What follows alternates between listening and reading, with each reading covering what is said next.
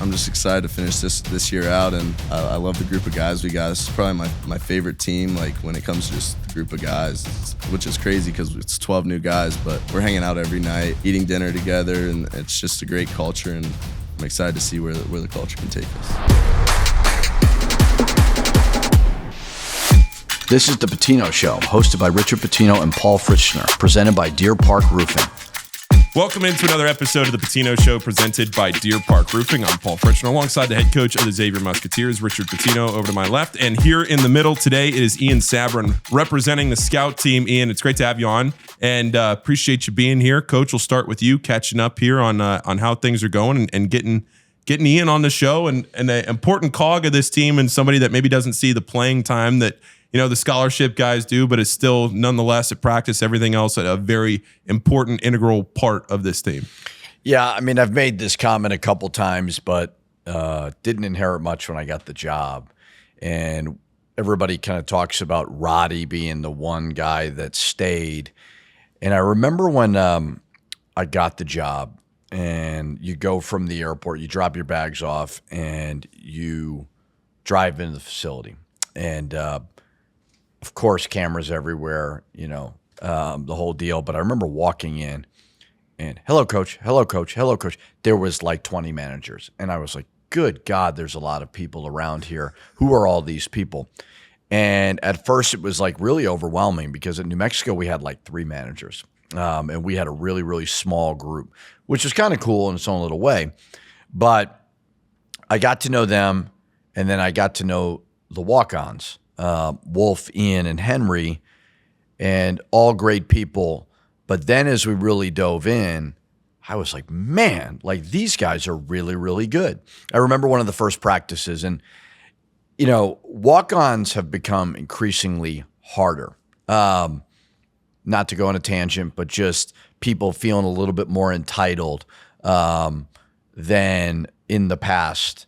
Whether it's family pressure, I don't know. But I remember we started a practice and we started doing a drill. And immediately when we did the drill, Ian, Henry, and Wolf stood to the side. And I'm like, are they not going to do the drill? What are they doing? And they were so selfless, like, no, we don't want to get in the way. And I was like, man, this is a change of pace. I've had walk-ons demanding playing time, this and that, all these things. Like, why am I not? I'm like, oh my God.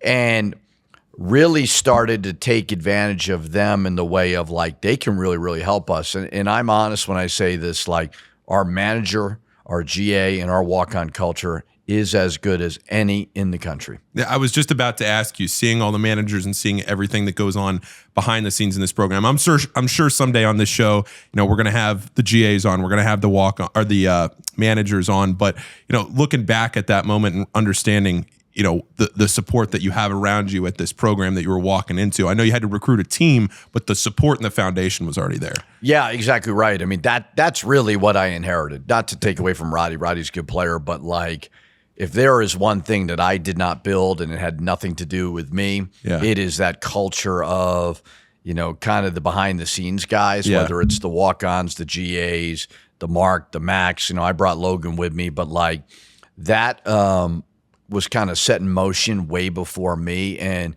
the pride level of those guys, like not to be cheerleaders on the bench, but to legitimately push our guys. And we've had some injuries. I've thrown Ian at the 3. I've thrown Ian at the 4. Like Ian is legitimately on the second team almost every day of practice. We did have our best practice one time when Mir came back, and I put Ian to the side, and I'm like, I know what changed. It was Ian. But Ian's really a good player. He really is. And they have been insanely helpful. I've never had the benefit of a scout team because I haven't had enough just resources with those things. Even at Minnesota, I didn't have as many kind of walk-ons and so on. So they really, really push us and make us better. Before we get to Ian, just to set the stage for this show, can you explain to people that maybe don't know or appreciate what goes on in practice, how important the scout team is and what their role is? Yeah, I mean, I've always traditionally, like when we're preparing for an opponent, you have blue and white, let's say in practice. And, I would just have like, hey, huddle up with, Coach Chu and give blue a set. And they're going to be UC, Missouri State or whatever. They're going to run the set that we're going to break out and we're going to go against them. But now the scout team will get with the scout coach before practice, and they'll legitimately run through the offense so that we don't have to waste time. And, dead time in practice of drawing up a play or putting in something, like they're ready to go. They're, okay, we're going to run 1, we're going to run 2, we're going to run 3. And they're running it, and you're just getting great live reps. And you're also able to kind of save the legs of certain guys. Okay, Blue, guard the scout. All right, Blue, you're off. Gray, guard the scout. All right, you're on. So they get worn out a lot. And I try to be respectful of them because they'll do a lot of reps without a break. But it has absolutely been very, very helpful. Ian, I want to start with you by saying that the media narrative throughout the offseason, I guess I'm guilty of this too, is that Xavier had no returning scoring from last year's team. That is patently false.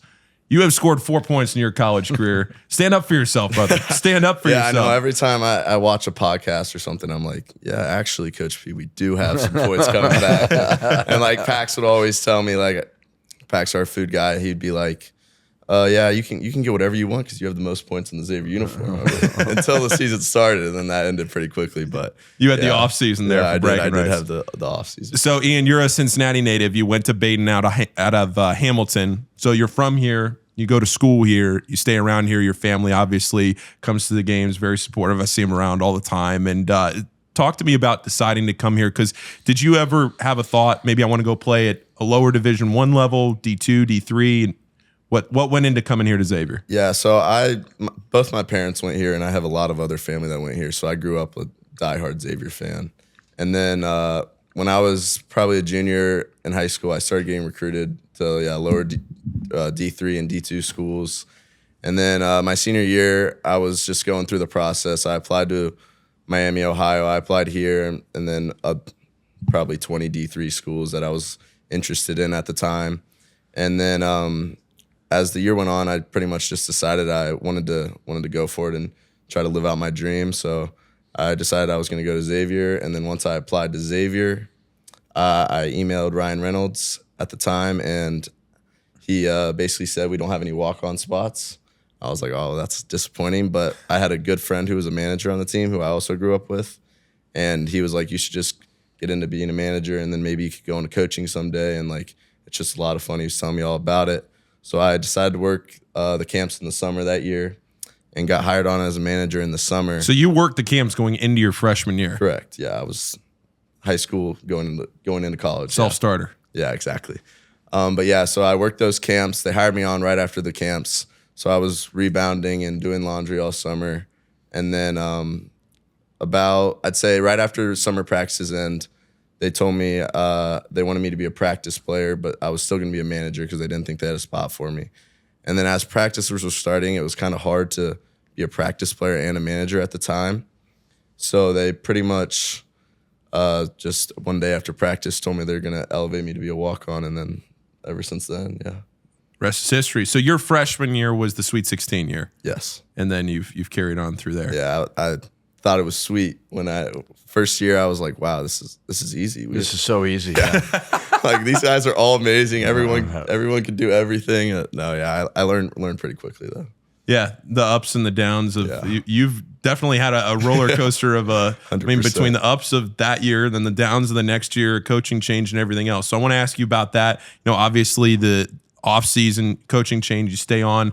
How grateful are you to be able to stay on this and continue this role here? I mean, I was nervous when Miller left because I wasn't sure, like, in this era of college basketball, what's going to happen. I didn't know who we were going to get as a coach, first of all, then whether the coach was going to keep the walk-ons or if he just wanted to have scholarship players or whatever the case may be. But I was definitely nervous. And then Coach P texted me one morning and said he wanted to meet in the courtside club, and we met and talked, and ever since then it's been great. Yeah, pretty natural fit. Yeah, I didn't think running walk-ons off was probably the best way to start off my regime here.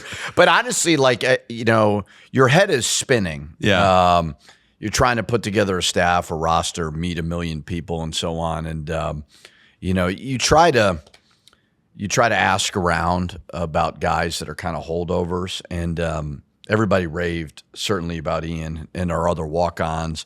So it was it was kind of a no-brainer. They checked every box from a character standpoint. The biggest thing with walk-ons, the fear you always have, like it always happens. You meet with these guys over the summer, a potential walk-on, and you say, hey, like, you're not going to play. Oh, no, coach, I just want to be a part of the team. I just want the jersey, but I know I'm not going to play. And then inevitably they're pissed when they don't play. With these guys, when I met with them, I'm like, you're not going to play. I will treat you like a regular player. Like I will never, ever disrespect you. Like I've got too much respect for the walk-ons and the managers and all those things, but do not come to me with why didn't I play in a game? And they were all like, the tone from those three guys was like totally different from guys I've dealt with in the past. They were like, no, we get it, coach. You don't have to worry about us. And I was like, whoa, this is refreshing. I do agree. Like every time the narrative is that we didn't inherit anybody, it's like, no, we inherited some really, really good guys, and Ian Wolf and Henry, and certainly they've been great.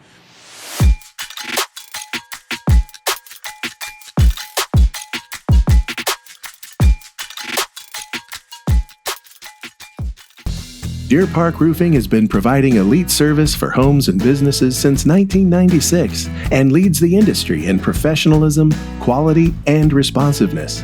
So whether your needs are residential or commercial, Deer Park can handle any job and ensure it's done right. Deer Park's motto is, protect what's important. And what's important to you is important to Deer Park Roofing. Visit deerparkroofing.com today. deerparkroofing.com.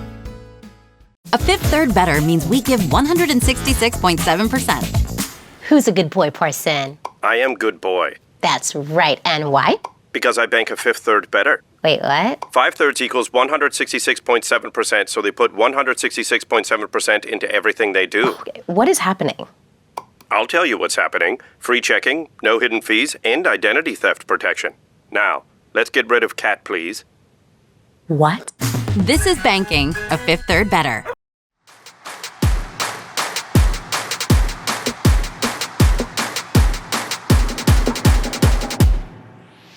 You mentioned something about coming in and being overwhelmed with all the things that you have to implement as a coach, right? And the other thing too with that is, and we've talked about this a little bit, is that I believe you were hired the day after the transfer portal opened, right? So you have that you have to come all the way across the country. You have to move your family. You have to come across the country. You have to meet everybody here at Xavier. But then also you have to put a team together. Yeah. Can you just real quickly walk us through like what those 10 days were like trying to handle the portal and handle everything else? Yeah, it sucks. I mean, it's really, really bad. I think, there was some guys in the program that we tried to retain. It was a little pricey. So we did our very best there. Times have changed, it is what it is. But, so you try to figure out what you have, the old days it used to be, okay, the majority of the guys are going to stay, maybe one or two guys transfer, but they're going to stay. Now you're trying to figure out like attitude and all that culture. Now year one is like put together a team. So we did our very best there, but when I took the job, we were all in Albuquerque, and I had made the decision, I don't care where my staff members are from. Like Tarvis he's from Georgia, but he's been always out west. Chew had recently been out west.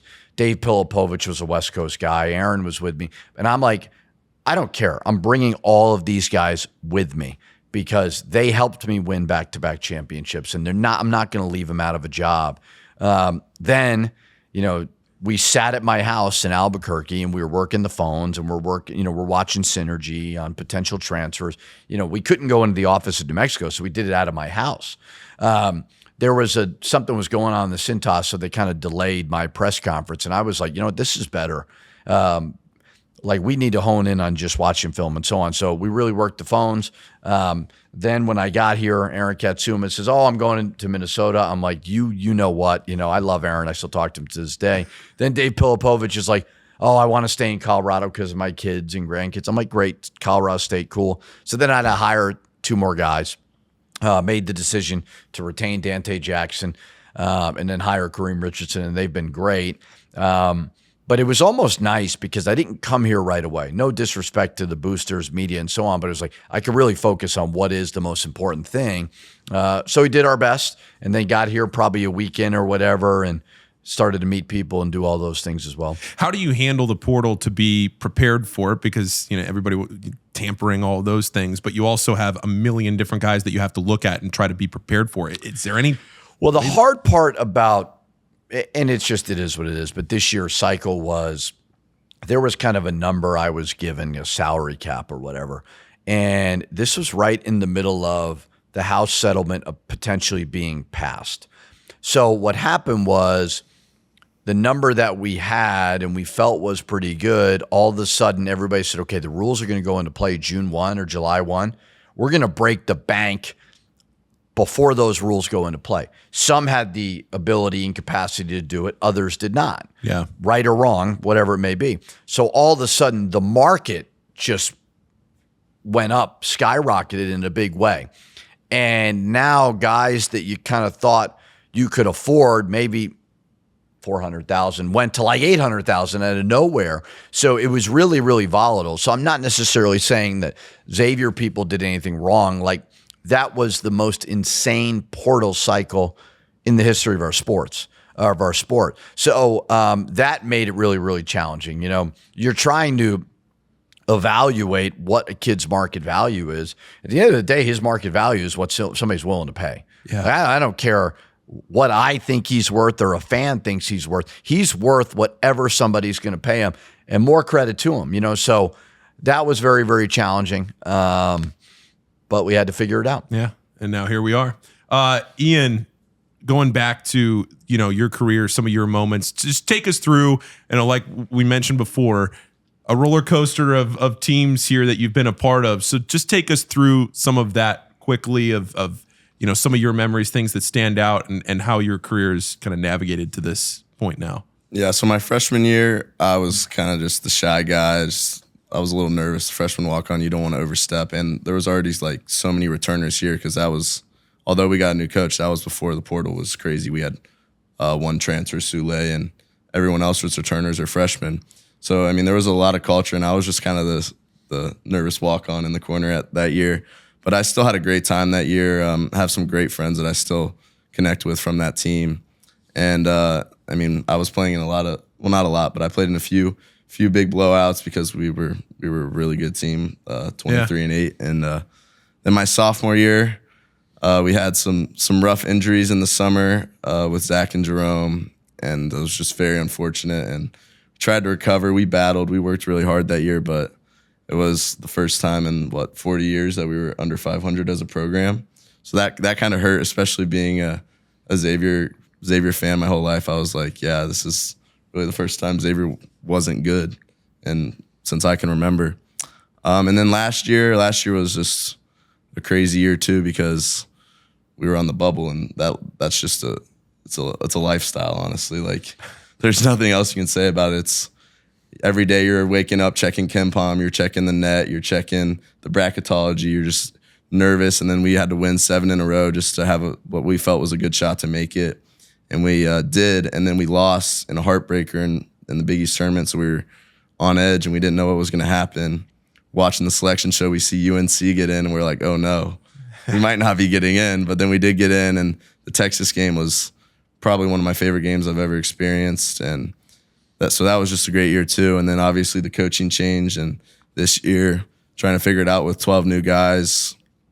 And then so far it's been pretty good. We're going in the right direction. Yeah. The turnaround this year, from the first 3 games to where you are now to do it in season. What stood out to you? You're there every day. What stood out to you about this group, Ian? I think we found a lineup that's really hard to guard with Jovan at the 5, and I feel it every day when we're playing them. It's hard to guard because it's basically 5 guards on the court, and they're not a small lineup either. So I'd say that's a big part of it, and just being able to take care of the ball and just playing way harder than we were at the beginning of the year. What's a typical practice like for you? So I'm on the gray team currently as the 4-man, so I'm usually guarding Trey, which is not an easy task. But yeah, typical practice, we go through all of our what we call the vitamins at the beginning, just really to get warmed up. And work on our fundamentals, and then we continue through practice. We usually do some 4-on-4, maybe some shell and guarding each other, and then we usually play towards the end, maybe a stop score, which is if you score and you get a stop, you get a point. And then we'll play to like 3 maybe, and then maybe ODO, offense, defense, offense, to a game to 12, and so it'll usually be gray versus blue in those games. Yeah. You guys hold your own. Yeah. I watched that. Yeah, they hold their own. They did more than that yesterday. Yeah. Oh, yeah? Yeah. Yeah, no, I mean, like I said, I mean, Ian's a good player. Like, Ian does not, he doesn't get in the way. Like, he makes plays and does a lot of good things, and very, very helpful there. The Michael Wolf, Henry Thole, also walk-ons on this team, and a couple of guys that you've obviously bonded with. Just talk about those guys. I know they're not sitting here, so we'll give them some shine. Yeah, they're my 2 roommates, and I mean, they're just great guys. They're really hard workers. We all had Brad as what I would say is like our leader. My freshman year, it was me, Bob, Wolf, and then Brad. And Brad had already been a walk-on for 2 years, so we kind of all looked up to him, and that's where the culture that Coach Pete really talks about comes from, because Brad really understood his role and understood, like, we're here to get players better. We're not here to play. And then if we play, it's a cool reward at the end. But Brad really taught us that. And then Henry came in last year, and Brad was still here, but I really took Henry under my wing because I knew Brad would be gone next year or this year. And so also taught Henry the culture, and then everyone just understands it. And they're just great guys who just really work hard and want to win. Well, we talked about your points. We do have some film here to look at. Coach, if you want to take us through this here. Yeah. Now, for people watching this, we're going to throw the graphics and everything on top, but we have a TV over here to our left. Now, hold on. Go back a screen here, Coach, if we can, because these are your career stats. There's a lot of 100% on here. Yep.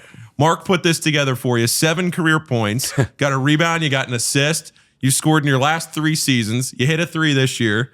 I mean, that's a pretty good line there, Ian. Yeah, I know. My granddad always talks about how he never wants me to lose my 100%. And so when I shot that 3 the other night, the whole time it's in the air, that's all I could think about was my 100%. And like, oh no, if I lose this. But yeah, he always says, if you're going to shoot it, you better make it, because you don't want to ruin that. 1 for 1, 1 for 1, and 1 for 1. I didn't know, and he jacks up that 3, and I'm like, oh my God. And he told me after the game, he's like, I've never missed a shot in my career. I was like, wow, that's an ambitious shot to take when you're batting 1,000. So knock it down. All right, let's go through the film here, Coach. Take us through it. So obviously Ian just plays no defense, but then gets the stop, runs to the corner where he should be standing. We actually run pretty similar offense, but similar 3. Pretty nice right there by Mir. This was the year before. Okay, last year. Got a bad angle here. Dante bringing the ball up the court. Okay, this is Maddox right here. Yeah, there's Ian in the right corner, but similar kind of action. Corner chase. He does what we call a corner chase, which they ran last year. We do the same thing. Plays off a 2. Body. Very nice. You can ignore the score in this one. And then this was. Rebound and the stick back. Look at that, good. Ian. Really good. Against the national champs. The unfortunate thing, I will say, and somebody brought it up to me in our radio show one day, when they changed the rules about the net and Ken Pom and all that, blowouts are worth more. Anybody that says they're not are absolutely full of you-know-what. So it really takes away from these guys getting opportunities, because a 35-point win may be worth more than a 22-point win. And I'm not saying like these guys are going to puke all over themselves and blow a lead, but a lot of coaches now are extremely apprehensive to put in walk-ons anymore. And, we played them, whatever that was at Corpus Christi, where we won it. Like, that was a great, great moment. And I remember the next game, you kind of have a number on Ken Pom of what you're trying to beat if you're leading by a lot. You're not necessarily thinking about it, but our guys kind of blew it. And I didn't play the walk-ons. And sometimes you feel like a jerk, and you're like, am I overthinking this? But everybody looks at Ken Pom. And if you don't cover the Ken Pom spread, you do not go up. So it's an unfortunate, stupid thing in our culture of nobody looks at us anymore as 7-3. they look at the Ken Palm numbers and like, oh, you didn't go up or whatever. So I hate it so much. So hopefully at some point they get rid of it.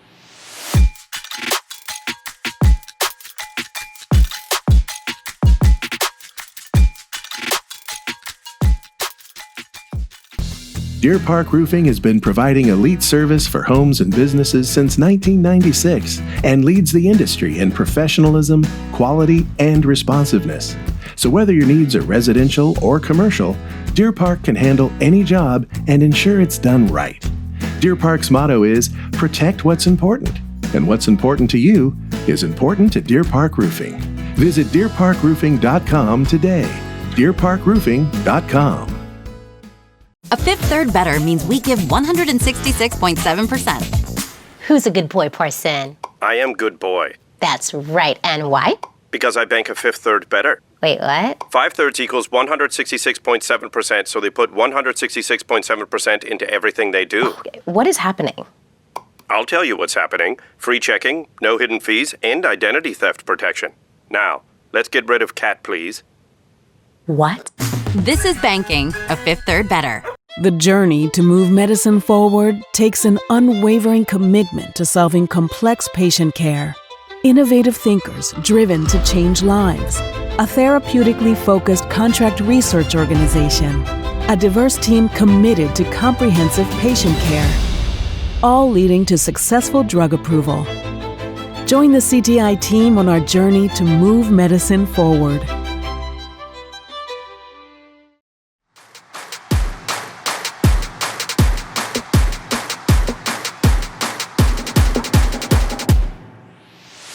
Get back to playing the walk-ons. Get back to the grittiness of the culture of college basketball. No right? doubt. No doubt. Ian, you've mentioned being a part of this program, but also being a fan for a long time. What are some of your favorite Xavier memories? You grew up going to games. What sticks out to you? Oh, wow. First two that come to mind when I ask that question. Well, I would say when we beat Villanova at home.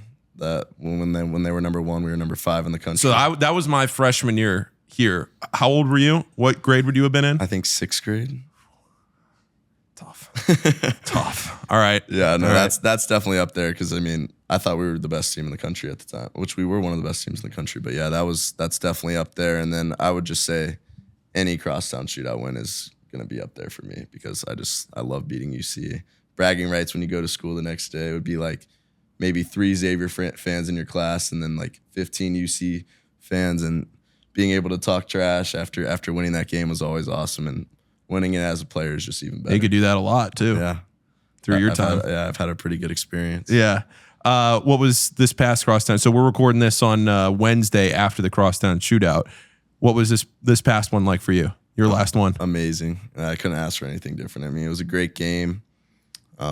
Trey played out of his mind, and it was just, yeah. Well, you feel like you set him up for that, right? In practice. I mean, when he goes, that's on goes you. up He's against giving me him every day. confidence. Yeah, that's on you. Goes up against me every day. Yeah. Let him get a couple and build the confidence. Yeah, exactly. Yeah. No, yeah. I mean, it was awesome. The whole weekend was awesome, and I'll never forget that weekend for sure. Absolutely. Well, Ian, before we wrap up here, anything else that comes to mind from you about your Xavier experience? Again, this is your last year here, but for those of us that have been around the program these 4 years and have seen your impact, if you might not see it on the court if you're a fan watching, but I'll tell you, nobody makes a bigger impact around this program or has made a bigger impact over this 4-year stretch than you guys here, because like you said, it's every day, it's practice, it's setting a tone, it's a culture thing. I see it. You guys are a lot of fun to be around. So is there anything else you'd want to look back on from your career? I mean, I'm just excited to finish this year out, and I love the group of guys we got. This is probably my favorite team. Like when it comes to just the group of guys, which is crazy because it's 12 new guys, but we're hanging out every night, like eating dinner together, and it's just a great culture. And I'm excited to see where the culture can take us. Coach, sometimes I think when you look at how much high character might or might not mean to a team, sometimes you might look at intangibles and maybe people overrate or underrate intangibles. To me, it feels like this group and the character of this group does translate to the court. Do you feel like that? I think so. Yeah. I mean, I think character is obviously very, very important, but you also have to have talent. I don't know if we're the most talented group. Not to say that we're not talented, but our character is for sure like our greatest strength. We never have. Now we're playing well, and we'll see as the season goes on. But we never have like off the court like attitude issues or anything that get in the way. And I've had teams like that where it's just they're distractions. It's been cool to kind of see it organically happen with these guys. But it's all about the people you recruit. It really is. I mean, it's we're living in a very selfish world right now, and we have a lot of unselfish guys. I remember the first practice I came to later in the summer before school was starting, and every single player came up, shook my hand, said hi, introduced themselves. It's kind of blown away. I was like, well, that doesn't happen. And I told them to do that. Yeah, they boost it up. I do. I make them do it. But what's good is I always kind of huddle them in, and when there's guests in there, I say, hey, like, go introduce yourself, look them in the eye, tell them your name, because you never know, especially in this NIL world, or even for jobs in this business community, like you never know who you're going to meet. And so the first couple of times I told them to do it, and now I don't have to tell them anymore, and they always do that. And that networking piece, I mean, the Xavier community is so tight-knit. They want to help, their own. And so it doesn't take much to be a basketball player and impress people, because so many people have screwed it up. And if you just are respectful, give somebody your time, it's amazing how much people really want to help these guys. Absolutely. Ian, appreciate you coming on, Coach. Before we wrap Appreciate up, having me. Anything else for Ian or the walk-ons?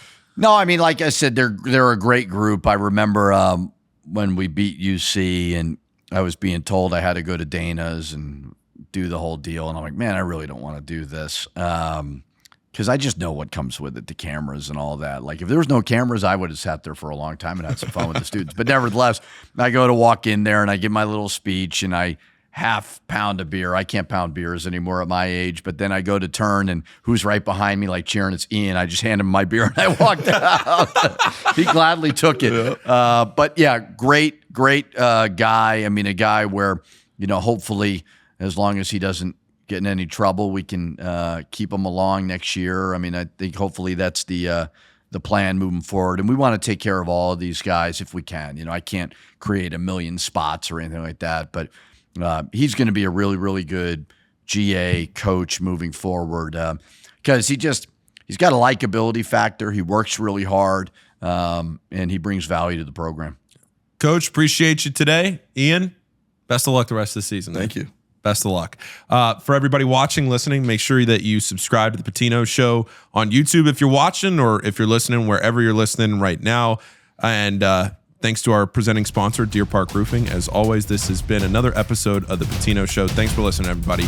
We'll talk to you next week.